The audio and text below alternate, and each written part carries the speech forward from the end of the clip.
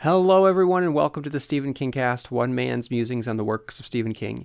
Each week I will review one entry in the bibliography of Stephen King in the chronological order of publication, and this week I'll be reviewing the final episode of the first season of Hulu's Castle Rock. When it comes to the finale of season 1, there's a lot to parse out, but before I get into it, I want to read a couple of emails. Anyone listening, feel free to write into stephenkingcast@yahoo.com. Okay, so up first we have Kyle, who writes, and this is a spoiler for the entirety of it, everyone, so just be warned. I've been wondering this since I was about 6 years old and have only maybe or two Stephen King fans I've ever really met, and no one could definitively answer this. If the losers lose their memory after they defeat it, how do Ben and Bev explain how they met? When they meet people, is it just we've all been in love since we were 11? That's it. That's all we know. Please don't know how we met. We don't know why we're in love. We just are. Please give me some insight. P.S. Thank you so much for the podcast, as I'm rather stupid, so having someone like you explain the Dark Tower as I read along helps very much. Thank you, Kyle, and don't put yourself down. So the way that I see it is the mind is a very capable organ that we have, and it will allow for some mental gymnastics. And I believe that this happens with survivors of trauma and repressed memories. The mind, I don't know if the mind will create totally fabricated memories that don't line up, but there's a way, I believe, that it has of sort of navigating around those particular bits so that you don't have to think about it too much. I don't remember specifics about when I first met people in my life. I just kind of remember them being there around a general period of time, but the when you try to like grab the specifics, it gets a little bit fuzzy. So I don't know if that's the same, but that I'm able to accept because I do know that though we don't have supernatural means encroaching upon the real world, we do have instances in which the brain does create coping mechanisms for trauma that has happened in the past, and it allows people to be able to function in the present with faulty memories. Okay, then we have Jeremy, who writes, "Hey, I just discovered your podcast. Not sure why it's taken me this long. I too obsess over King's works, especially anything that has ties to the Dark Tower series. I started with your episode on insomnia because, like you, I loved the book and could never figure out why a lot of people hated it. I couldn't believe how much I'd forgotten about it. One major plot point I'd completely forgotten about was Patrick Danville. Then I listened to your bonus episode on the Court of the Crimson King. I wanted to provide a theory that I thought you might enjoy. And spoiler alerts, guys, for Insomnia and all of the Dark Tower. Danville is supposed to save two people, one of which is vital to the survival of the Dark Tower. We all know that one is Roland. You questioned who the other would be and suggested Eddie, although Eddie is already, spoiler alert, Eddie is already dead. Here's my theory. The other person Danville is meant to save is the Crimson King himself. He draws and erases the Crimson King, leaving only his eyes. His body is gone, but he's not dead. In this way, Roland can enter the tower, go through the doorway, and restart his journey and fulfill the Ka is the wheel prophecy. Not sure what the right word is. Anyway, thought that you might find that thought interesting. At the end of the day, I like a couple loose ends. It allows the story to live on in your mind for just a little longer. I completely agree. The Bachman Books episode is next for me. It was the first book I read, and The Long Walk is still one of my all-time favorites. I had a version that still included rage. My dad was an attorney and had it as an exhibit from a trial he participated in. He wouldn't give it to me, so I talked to my older sister into getting him to give it to her. I think I was 11 or 12 at this point. Keep up the great work, fellow constant reader. Jeremy, thank you for writing in. If you want to write in and send me an email, all you have to do is write into stephenkingcast@yahoo.com. Okay, guys, so here's what I'm going to do now. I'm going to read from Decider.com, Zach Dion's recap of episode 10 of Castle Rock, Romans, so that I have a basis upon which I can build I have a foundation upon which I can build my analysis. Okay, so Zach writes, let's treat chronology with the same reverence Castle Rock has and say screw it. Here's how we parted with the excellent characters and actors this anthology series may never show us again. Perpetual uncertainty is the hour's theme, often frustrating but totally on brand for a show that has walked the line between supernatural and earthly evils at every step. And of course, Stephen King is almost as known for bad endings as he is for his many strengths. Henry and the other Henry. Both Henry Devers find themselves behind bars in a basement again, only together. Our Henry is there to collect his son and winds up being interrogated about Odin Branch's murder. The kid will now call Dr. Henry to reinforce his patently true identity/profession while keeping him creepy. Is there because his counterpart had the cops scoop him up at Harmony Hill Cemetery, where he visited his own grave, Deaver Boy, who in this world was born to heaven. Henry tries his best to deny Molly's revelation via Dr. Henry that there are other worlds than these. She told you everything? Dr. H asks, thinking they can finally do their forest trip. If the sound stops, I think I could be stuck here. As long as I'm here, things will get worse. People will die. I can't stop it. I'm not supposed to be here. And you didn't want any of this, Henry says, presenting Dr. H's soap figurine to silently say, you sure wanted the new warden dead just like the old one, though. Dr. Henry looks awkwardly aside. His voice and body language when Henry and Molly doubt him do make him seem like the devil failing at his tricks, but we're not getting sucked down that road. Who are you? Henry asks. Dr. H, same as you, a victim. Henry dismisses this, but perhaps it's just the latter portion. Henry learned to carve soap in that other Castle Rock from the Matthew who never adopted him, and he brought one back with him through the thinny/door. Henry has independently remembered too many pieces of the story, thanks to Branch's filter and its schisma visions, to explain this all away with satanic mind tricks. Just too many logistical backflips for fake story from Dr. Henry to be the real takeaway. For the clincher, Henry asks Dr. H what his dad would have done in this other timeline if Ruth hadn't split. He would have killed her. He knew all about Alan and Mom. She told me after we left, he answers, citing the same Bible verse, Romans 6:23. Matthew told Henry along with his plan to get rid of Ruth. The Henrys are thrown into the same cell to make room for the Shawshank Cons, whose bus just clobbered the new warden. Dr. Henry entered her home and left a figurine modeled after her. Warden Lacey was right, was her verdict. He's the fucking devil. Also, she mentioned chucking her predecessor under the metaphorical bus and was threatened the same treatment by her own boss after Zaleski's massacre, which ultimately led to the closure of Shawshank. Dr. H is a magnet for bad shit as a result of being in the wrong dimension, but here Henry sees he's also a generator, an active participant in the chaos, carnage, and vengeance. That same ominous sound tick makes its swishing mark each time Dr. Henry's eyes swivel between targets and gory hell erupts. They're quickly all dead or escaped, and upstairs the police department is a mass grave. It's the garish apex of a string of violence that began so small when Dr. H influenced a mouse to kill itself. Standing over the dying Willie, Dr. H levels a pistol at Henry and forces him forestward, now violently desperate to get back to the world where his love had probably just gotten pregnant when he vanished. The town is awash in sirens, explosions, and smoke, echoing the total destruction at the end of Needful Things, dubbed the last Castle Rock story. Matthew's warning that blood will run in the streets until he is back in a cage wasn't the exaggeration it seemed. In the woods, Henry's flashback settles the great mystery of his life. To protect his mom, yes, he pushed his father to his near death. Based on the strange swarming birds, the sparrows are flying again, the immediate sonic schisma blast above after the shove, and the sudden camera cut, we can reasonably assume that's the moment he was transported from the other 1991. Then it's time for the Henry's first physical touch, a tackle in the woods followed by that familiar earthly grumble and the most startling moment of the series. Why Dr. Henry's face flashes the visage of a decrepit Game of Thrones white are yours for the pondering. You could even argue, while trusting Dr. H's story, that Henry imagined it, needing to finally mark his enigma as a boogeyman. Maybe in being an evil magnet, Dr. H absorbed the town's ancient foulness and was contorted inside by it. Bear in mind both Henrys had lived 27 years more than their faces show, already confirming that there's more than physically meets the eye.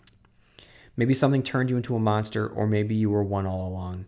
It doesn't matter, Henry says in his 1 year later narration. You're here now, this is who you are, this is where you live, this is where you're from.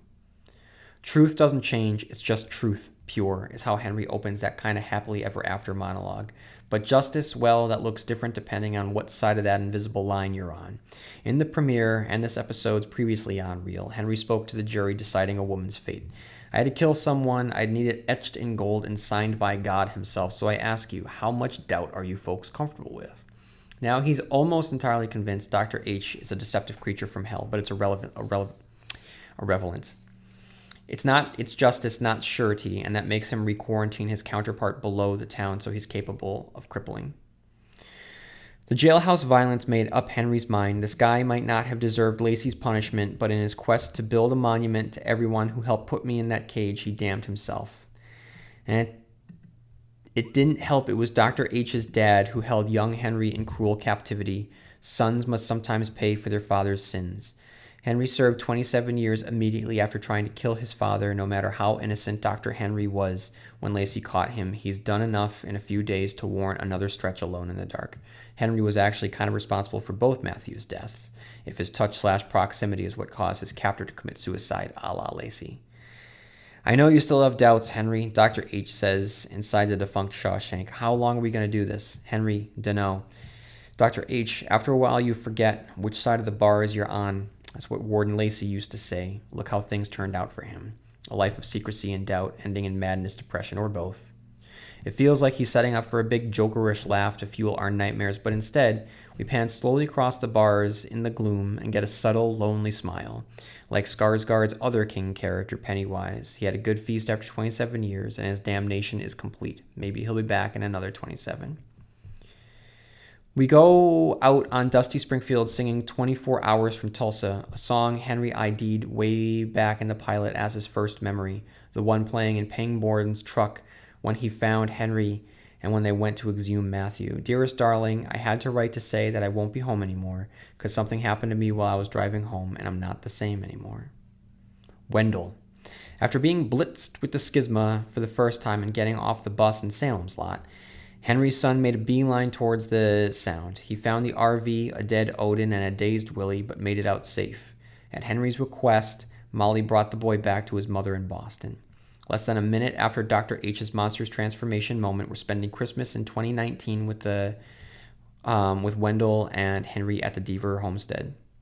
It's sweet seeing them together and knowing that they managed to come through the events of the fall with their frayed bond not broken but cemented. It's a bit unfortunate they're doing this in the cursed town rather than, say, Boston or any place on earth except Derry, but as Henry narrates, some never leave, no matter how they try. Most of us are trapped for a reason. Molly. At Henry's jailhouse request, Molly whisks Wendell away from Castle Rock and then herself. She winds up in Florida, the same place Alan and Ruth fled for peace in Dr. H's world, and already has Molly Strand and Associates ads on TV heralding her as the #1 new agent in the Keys. Farewell, live like a king signs, and hello, redemptive, my goal is to help people stay in their own neighborhood mission statement. She likes visiting her grandmother at a house that channels Big Pink, the protagonist's Florida home in Doomakey. Miles really seemed like the one who was going to turn Castle Rock around to beat the odds and get a gazebo and a gastropub on the map. It's sad to see her submit, have a non-goodbye with Henry in an interrogation room, and finish up by doing more favors for the Deavers. Killed Matthew, helped Ruth, saved Henry as a boy and an adult, brought Wendell to safety. Wow. But Molly just learned of another life, one where she died in the woods but enjoyed years of a thriving existence beforehand. What was I like over there, she asked Henry. The simple answer, happier. So she went for it. As for Ruth, Molly finds Henry's mom poised to jump off a bridge again, racked by guilt over murdering her true love. But he's also alive other times, Ruth says. Just zigs and zags, forks in the river, always changing, always the same. Molly sees fit to tell the Time Walker, one last shout out to the total brilliance that was episode 7, that she and Alan also once led a happier life. One of those other times you left Matthew, you went away. You already had a bag packed, Molly says. And though Dr. H's timeline isn't a place she can hop to, Ruth learning she did have the courage somewhere inside that she did care about her son's safety more than anything, hopefully makes her final months easier. It's weak that she dies off screen and isn't spoken about in the epilogue, but with all her finale scenes riddled with sorrow, it's a type of a happy ending. Alan. At rest next to Ruth, with his novel-based heroics against Leland Gaunt and George Stark could have been brought to the table for some help facing the supernatural, or that we could have seen him in Dr. Henry's world, but alas, he's dead.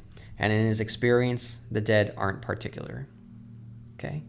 And then we have one last great constant reader Easter egg. After a few seconds of credits, we get Jackie Torrance in the Mellow Tiger tapping away on a laptop adorned with a sticker for King's Bangor radio station, WKIT, reliving the night she perfectly channeled her murderous uncle with a flowery prose like, I heard the pop of a skull giving up its secrets, felt the root and stem of a cleft blade stopping the brain. Dean Merrill resurfaces to ask, what's it like, a horror or whatever? He pokes fun at the amazing title, Overlooked. Backstory, she explains. You know, ancient history, it's family history. I'm actually headed out west on a research trip next month. Best place to finish a book is where it started. I read that somewhere. It's the last impeccable Shining reference in a season jam-packed with them. Its sequel, Dr. Sleep, features a cross-country journey from New England to the Colorado site of the burned-down Overlook Hotel for a climactic showdown. Okay, guys, I want to thank Zach Dion for all of the recaps, for getting me to a point where I can give my thoughts on these episodes. So here we go. Here are my thoughts on Castle Rock, episode 10. So, as Zach had said, the recap begins with Henry discussing reasonable doubt with the jury. And this will explain his decisions and the decision made around the examination of the kid throughout this entire journey, from Warden Lacey to Alan and ultimately to Henry himself. These are people that couldn't quite pull the trigger, quite literally, when it came to the kid. They all believed that he was evil, but they didn't believe enough. They heard the voice of God, or at least Warden Lacey heard the voice of God. Alan, who had experienced supernatural activity before, was in a prime position to believe this. Of course, all of this reference is happening off screen, so we don't know. There was a comment, there was a Easter egg about Leland Gaunt for eagle-eyed viewers, but it's not as if it was overtly mentioned that he had fought a supernatural trickster figure before. But what's interesting here is what this show winds up doing. And in the end, right here, in the very beginning of the end, it harkens back to when we first meet Henry Deaver as a lawyer who is defending the concept of reasonable doubt. And what Sam Shaw and Dustin Thomason have done in this conclusion, they show us that all 10 episodes really have been one long trial with this kid on the witness stand, or the kid on trial, and it's up to us to determine whether or not he is innocent or guilty, if we are going to sentence him through our own judgment. And it posits the question of, what would you do? What would you do if you were Henry? What would you do if you were Warren Lacey? What would you do if you were Alan Pangborn, given all of the events that you are a part of throughout this show? Can you, at the end of the day, convince yourself that, yes, this kid actually is a supernatural figure of malicious intent? Okay? If you believe that, do you believe strongly enough that you can kill him? Or is there enough reasonable doubt in his story that he is simply a victim from another world that doesn't mean to cause the chaos that surrounds him, that he is simply a victim? So, if you can't deny the lingering questions, then that's reasonable doubt, and therefore it leads to the conclusion of this show that Henry is now the new Warren Lacey, who similarly could not convince himself that this creature was the devil. He was 99% sure, but that 1% was enough reasonable doubt for him to say, if I'm wrong, I don't want to take a life. I'm willing to imprison for the entirety of this thing's existence, which is a much harsher and more foul um, damnation or consequence, if you think about it, for someone that doesn't age. So what's going to happen when Henry gets old, or what's going to happen if Henry dies? Now, Shawshank is decrepit and run down. Theoretically speaking, the kid would just rot away in the bowels of this abandoned prison. And that's awful. That's awful. Wouldn't it be more merciful to kill him? But that is the conflict, and that is the moral complexity that Shaw and Thomason want us navigating here. So as this episode begins, we get our last glimpse of Terry O'Quinn as Warden Lacey, who sets up, like I said, the central conflict for those who spend time with the kid. Do we listen to the voice of God and kill this supposedly evil creature? What do we do if we had found ourselves in one of these stories from the Old Testament where the voice of your Lord commanded you to do something truly awful? Would you go through with it? Or would you do as our characters do in this show? Would you have enough doubt to let the object of God's vengeance live?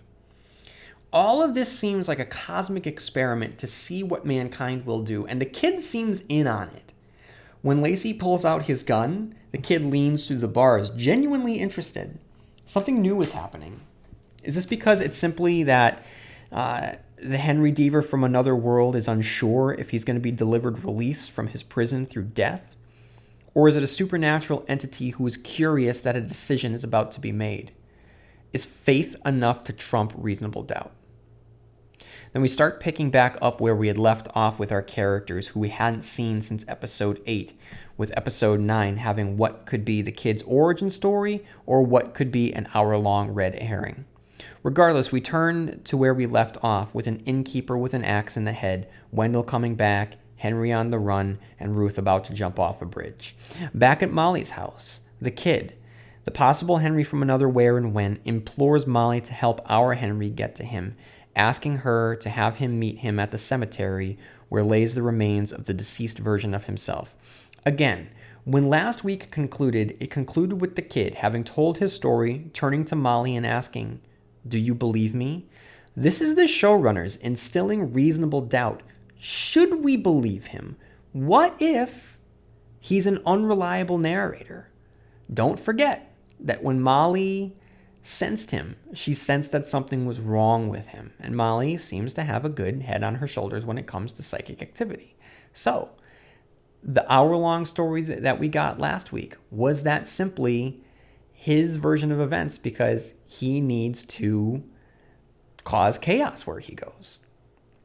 Molly, on her way to find Henry, instead discovers Ruth about to jump.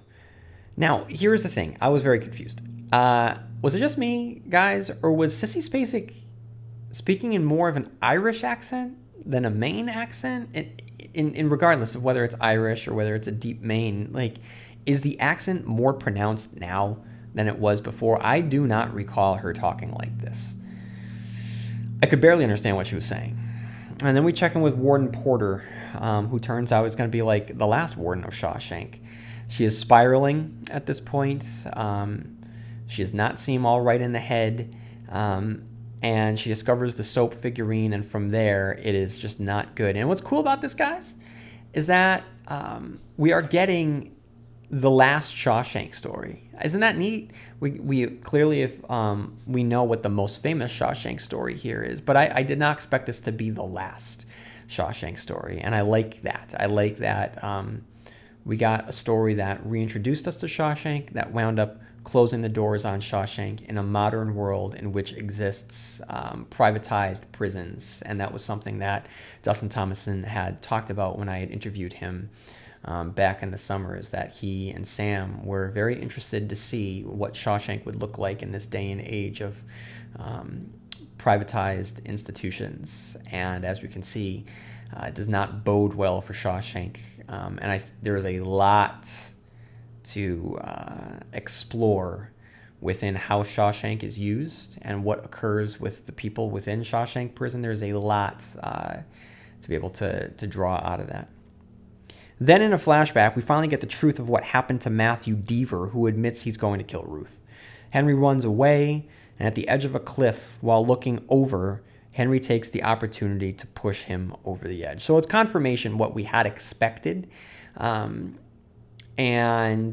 though he's saving his mother in this moment, as Zach said in his recap, Henry winds up as he's still punished.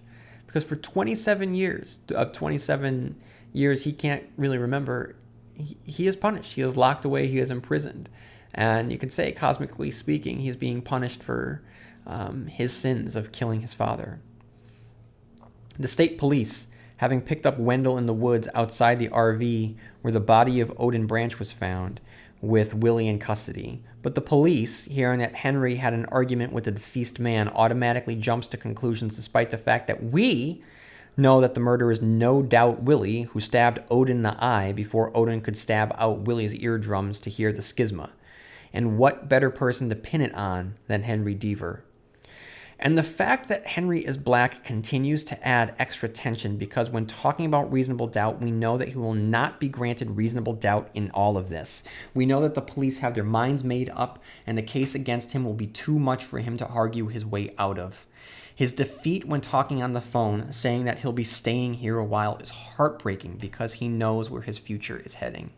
But I'm getting ahead of myself. The warden stops by Molly's and pays her a visit, and she understands that Warden Lacey was right, mumbling to herself, passing Molly the soap carving before walking into the street where she's run down by the penitentiary bus.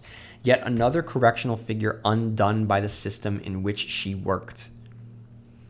Henry is brought to his cell after speaking with Molly. He begins to deal with his sad reality while the kid, standing at the grave of the deceased child of Matthew and Ruth, is suddenly surrounded by police and helicopters, having been tipped off by Henry and Molly.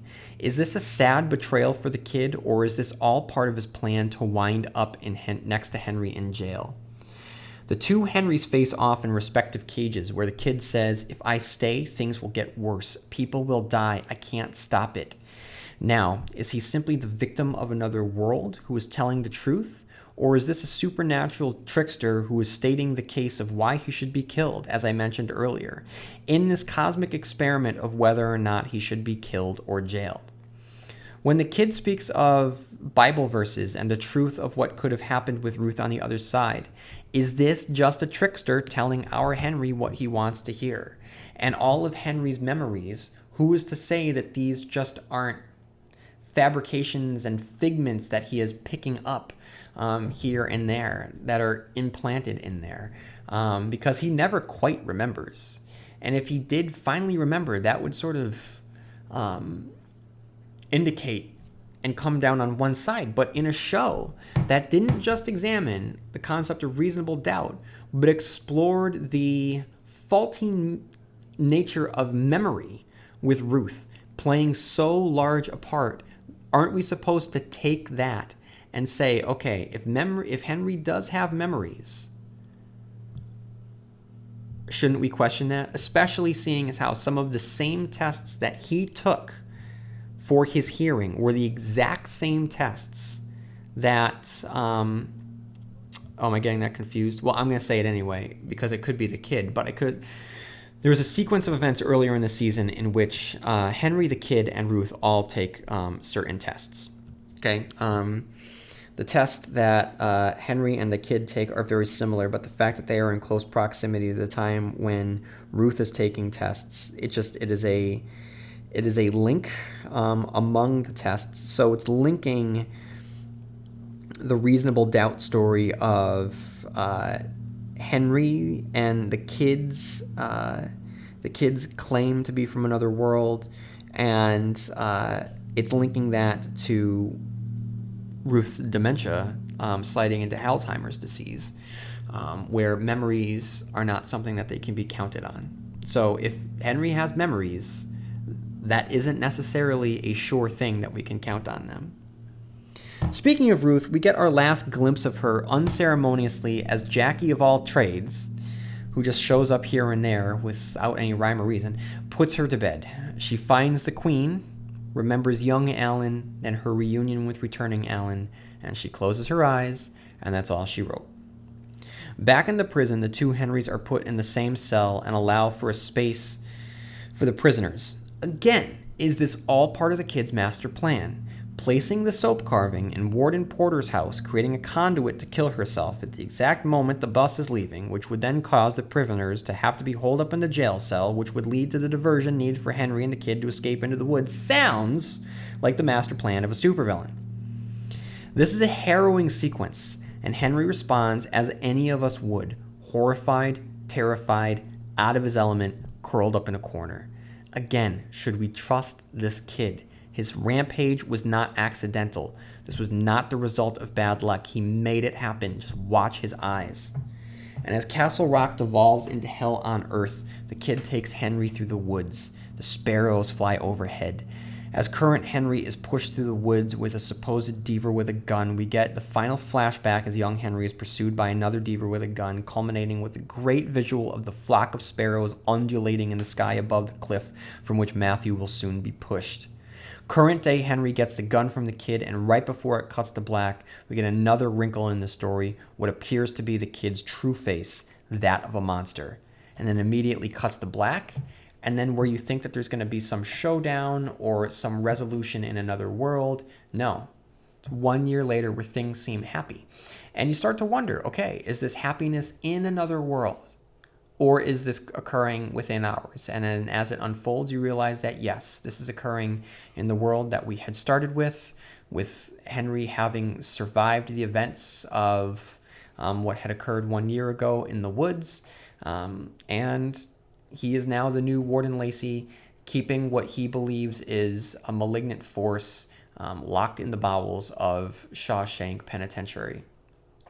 And it leads to a conversation that I've been talking about reasonable doubt and making your own judgment. So let's tie up some loose threads here. First of all, Molly gets away, okay, without saying goodbye to Henry. Again, if I were to lob some criticism at this show, I don't buy the relationship between Henry and Ruth, or Henry and Molly, and their lack of goodbye or no resolution kind of adds to that to me.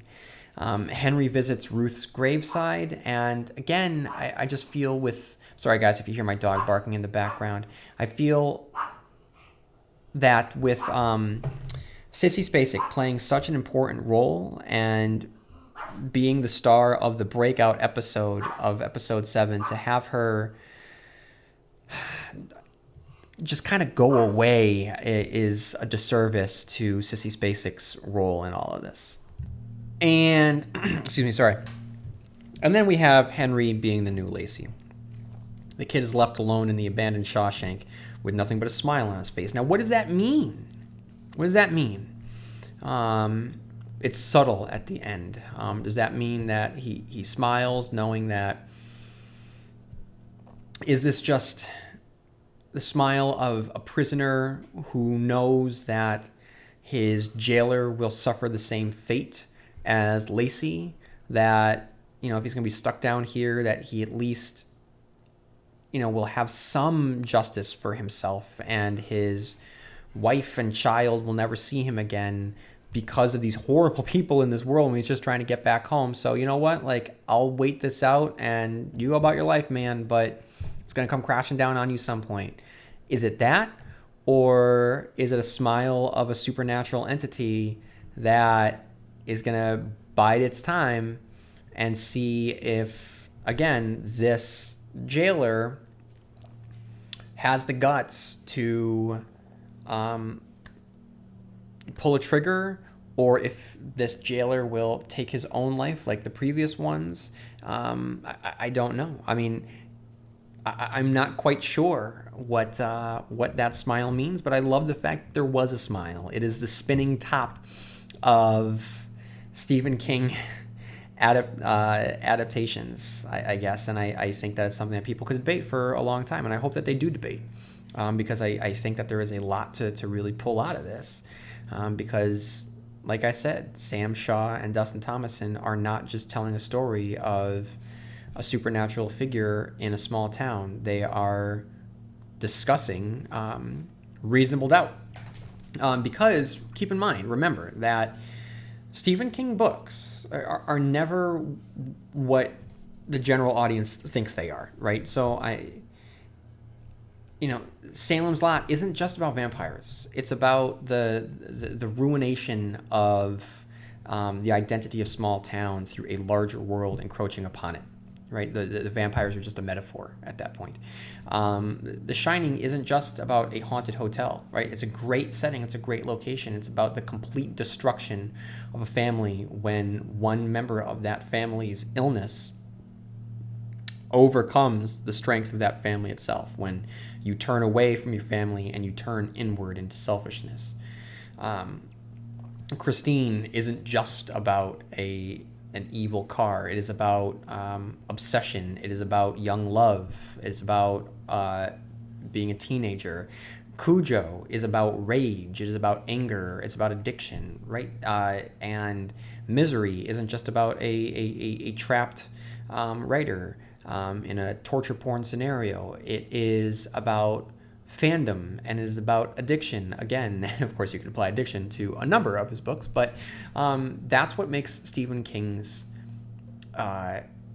stories resonate throughout the years. Because it, of course, there's another one. It isn't just about an evil clown. It is about that feeling of being a child when you're on the precipice of becoming adult and you are still blessed with that imagination, wonder, and magic of childhood, but there is a true fear of what the next step will bring, and you see adults and they're strangers and they're scary, and to know that you will one day be them for all of their faults and their weaknesses and their failings and their trappings, that there's an inevitability to that the magic that you currently have cannot last. That's what this book is about, and it's not just about an evil clown. And so what Sam Shaw and Dustin Thomason did so well here is that they understand that about King's works, that there is a metaphor at play. And so, like I said at the beginning of this episode, they turned every episode into a different case for or against this kid. And at the end of the day, it is up to you to determine whether or not you would find yourself in the same position as a Henry or Warden Lacey or an Alan Pangborn, or if you would be a bit more swift with your vengeance or your judgment, or if you would listen to the voice that you hear. Because on one hand, the only other person in this show that was swift or was going to be that extreme with the judgment was Matthew Deaver. And clearly that's not someone that you want to emulate. So it's not as if they're pointing you in a right direction, but they are presenting you with all these different arguments and allowing you to be able to piece together, or I should say they're laying out all the different points that you can make and allowing you to build your argument one way or another. And I think that that's fantastic, to explore the concept of reasonable doubt and explore what the prison system is through this parable, right? That plays out in these 10 episodes in Stephen King's most famous fictionalized town. So one thing I just want to say that this is cool, that I love.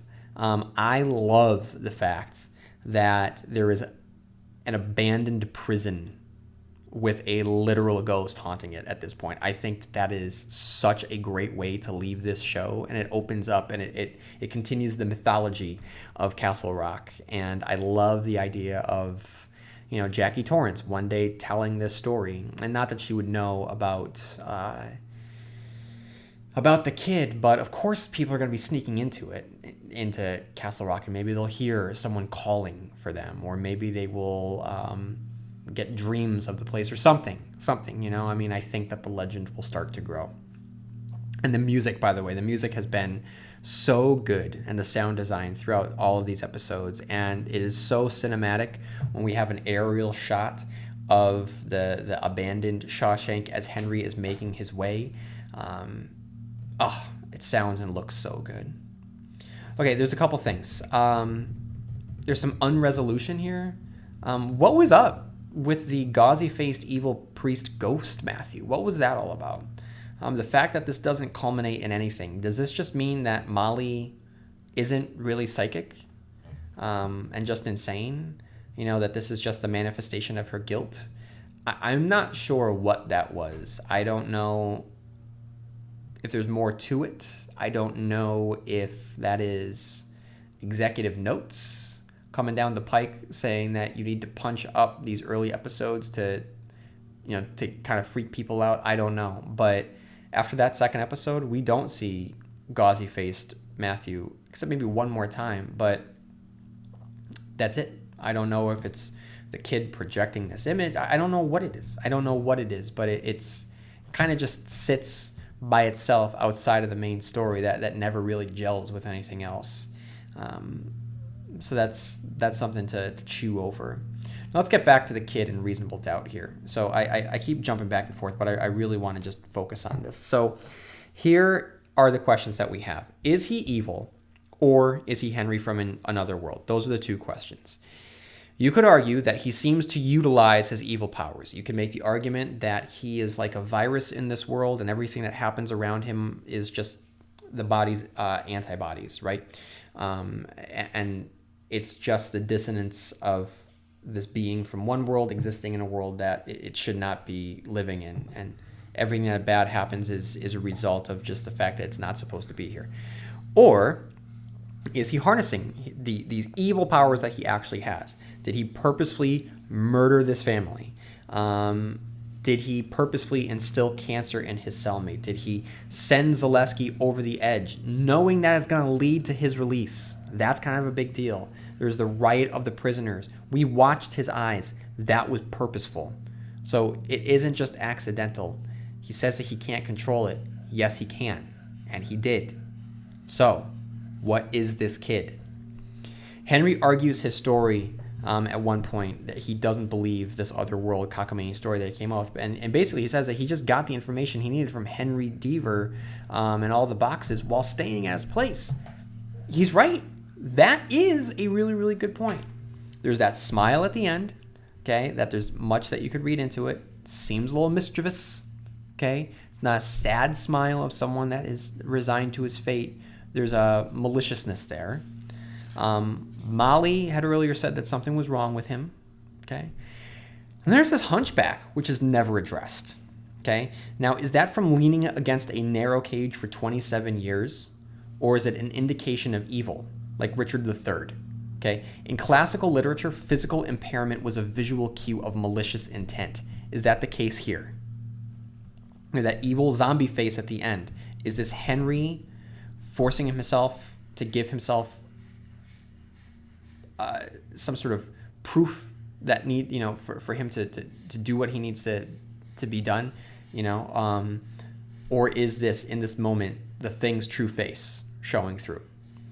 And then there's the soap figure at the warden's, which isn't that kind of points to the fact that he might not be a nice guy. Okay, that this figurine definitely channeled his will upon the warden, causing her to die. Not just to die, but allowing for a series of events to take place, which allowed him to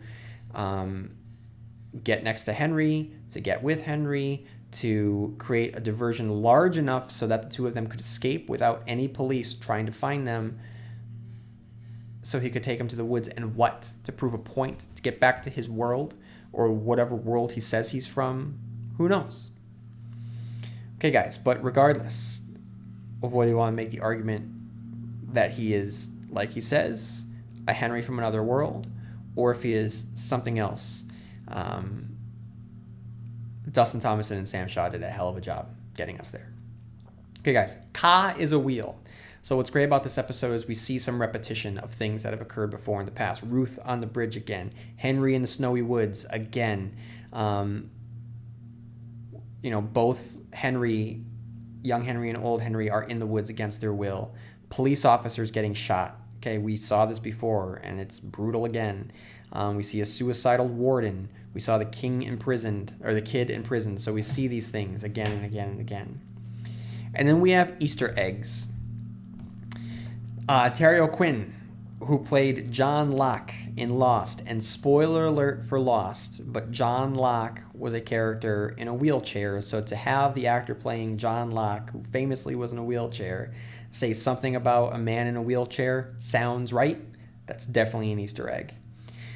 Another one is Harmony Hill, which was the cemetery from Salem's Lot, which has been repurposed to Castle Rock here. 3, the sparrows are flying again. The sparrows that we see in the air as psychopomps, which are they're the harbingers of supernatural activity to come, of shepherding souls from one realm to the next, which makes totally sense that we're seeing them around the area of what we could call a thinny. We have evil totems. Now, you could argue that the soap carving giving to the warden functions similarly to the totems in Desperation, which were conduits of a larger evil, in that case, Tack, in this case, possibly evil Henry. She seemed to unravel quicker once she picked up that soap carving. Did it channel his evil powers and cause her to kill herself? Also, the cane used by Andre Lanoge in Storm of the Century had similar abilities. The Shining. A murderous father stalks his son through the snow, and the son escapes by walking backwards through the snow prints. Is clearly a shout out to the Stanley Kubrick version. Wilma Jerzik, this was nice, this cracked me up, and it's evidence that we're taking place in another when and where than the Castle Rock that we read about in the events of Needful Things. Wilma Jerzik. Henry is representing a resident of Castle Rock who is facing off against Wilma Jerzik in court, a mean woman you definitely do not want to go up against. Then we have the Keys, which is where Molly relocates, and we saw that most famously in Doomakey. And then lastly, it's less of an Easter egg, but it is interesting to consider the fact that Henry Deaver from Another World, the kid, basically is playing someone that you could describe as an ageless stranger. I don't know if that was purposeful. I don't know. But when I thought to myself, oh shit, he's an ageless stranger, that made me smile. So for fans of The Dark Tower, I think that you know what I'm talking about. And then lastly, we have our mid-credit stinger, in which Jackie is leaning heavily into her fangirl nature, and she is writing a book called Overlooked, which is hilarious, and talks about going west. So, is this the showrunners pointing us in the direction of what season 2 is going to be? It would kind of make sense. I mean, why do you cast Jane Levy and subject her to a almost comedic relief plot line, right? Especially when the subject matter revolving her is about The Shining, which is one of the would be on the Mount Rushmore of Stephen King stories, right? So when she says she's going west, is she going west to Colorado, to the Overlook? Are we going to get a story set in the Overlook for season 2? You know, I mean, from a business standpoint, that's an example of Shaw and Thomason striking while the iron is hot, because currently casting and soon to be filming is Dr. Sleep. So there's going to be a lot of conversation around Dr. Sleep, and it wouldn't be unwise for them to steal a little bit of that thunder for themselves and put themselves in that conversation. So to have 2 quasi-sequels to The Shining occurring at the same time, one on the big screen and one on the small screen, that would be pretty neat. And or if this is just, you know, a fun little ending and the next season kind of does its own thing, how funny would it be if Mike Flanagan casts Jane Levy in Dr. Sleep in a cameo role to show up at the climactic end, spoiler alert for Dr. Sleep, as Danny and Abra are facing off against the True Lot, and Jackie, after having had an off-screen adventure trying to get to the Overlook, shows up there and sees the True Knot battling, you know, her, what would that be, her cousin?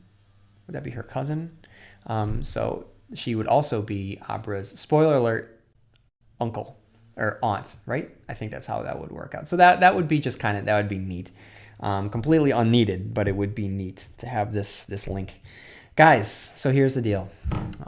Castle Rock is over. I did not know what to expect with Castle Rock when I sat down to tune in. I know that what I wanted it to be good. I wanted it to, feel like a Stephen King story. And I'll say this. I don't think that it truly felt like a Stephen King story, and that's not a knock. Because it did its own thing in a familiar setting that was first originated by Stephen King, and that was great. But it really was allowed to be its own thing. But I think that what they got right at the core of it was the fact that there was a metaphor at play, and you cared about the characters. And because they did that, that felt like a Stephen King story. So there were incredible moments of television within these 10 hours. I liked the first couple episodes, but when we got to the episode where Zaleski is losing his mind to Crying by Roy Orbison, that is an all-time great sequence of television where I had to pick up my jaw from the floor. Episode 7, of course, is going to go down as one of the greatest episodes of television history. The Conversation, written by Mark Bernardin, in the 12-something minute long conversation between Henry in the woods and Odin, who is signing the entire time about schisma and psychoacoustics, is so batshit that I loved it. Episode 9, where we get other wheres and whens, is just a joy for a Stephen King fan who has long loved the concept of other worlds. And I think that this was a great, chewy, ambiguous conclusion to a show that I really, really enjoyed and recommend. So Dustin Thomason and Sam Shaw, congratulations, guys. You did good. This was such a great ride, and you stuck the landing. I'm very excited for season 2, and I imagine that when season 2 hits, it's going to hit like gangbusters. So again, this was great. And if you've only been listening to my recaps, go back and watch this show. And what's great about this show is that now you can watch it knowing what you know and try and make your argument from the first episode all the way on. So that is all that I have for this episode and this season of Castle Rock. If you have any thoughts on Castle Rock, please write into stephenkingcast@yahoo.com. You can follow me on Facebook and Blue Sky, TikTok, and Instagram. And if you have any time on your hands, leaving a review on the podcast platform of your choosing would be awesome. Thank you. So everyone, may you have long days and pleasant nights, and I'll see you here next time where MOON spells Stephen King Cast.